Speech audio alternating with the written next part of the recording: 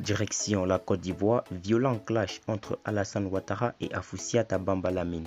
Pour plus de détails après le générique. Avant de commencer, n'oubliez pas de vous abonner et d'activer la cloche de notification car cela va vous permettre de ne plus manquer les prochaines vidéos.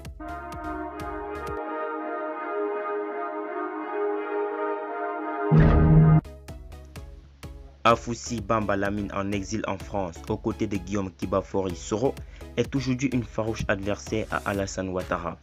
L'ancienne ministre de la Communication débarquée du gouvernement à la suite de sa défaite aux législatives de 2016 a été ciblée par le candidat du Rassemblement des oufouettistes pour la démocratie et la paix le vendredi 16 octobre 2020 lors du lancement de sa campagne.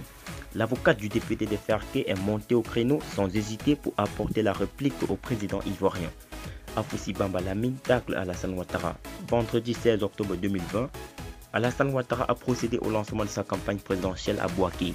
Le candidat des oufouettistes n'a pas mis de géant pour s'attaquer au camp de Guillaume Soro. Parlant d'Afoussi Bamba Lamine, le président sortant a livré les raisons de son limogeage du gouvernement en 2017.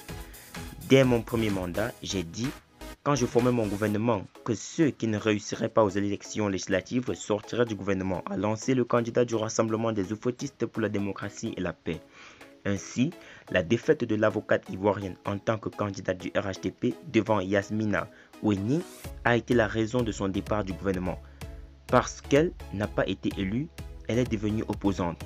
Quand on perd son poste de ministre, on devient opposant. Qu'est-ce que cela veut dire? C'est surpris Alassane Ouattara. Afoussiata Bamba Lamine n'a pas voulu rester silencieuse face à ses propos tenus à son égard. Dans une publication sur les réseaux sociaux, l'ex-ministre de la Communication a apporté une cinglante réponse à son ancien patron. Décidément, je l'observe à ce point, celui-là. C'est faux courageux des temps d'accalmie. Je ne fais plus partie de sa bulle depuis janvier 2017, mais il parle encore de moi, a écrit l'opposante ivoirienne. Dans la foulée, elle a donné les raisons qui l'ont annoncé à s'opposer à Alassane Ouattara.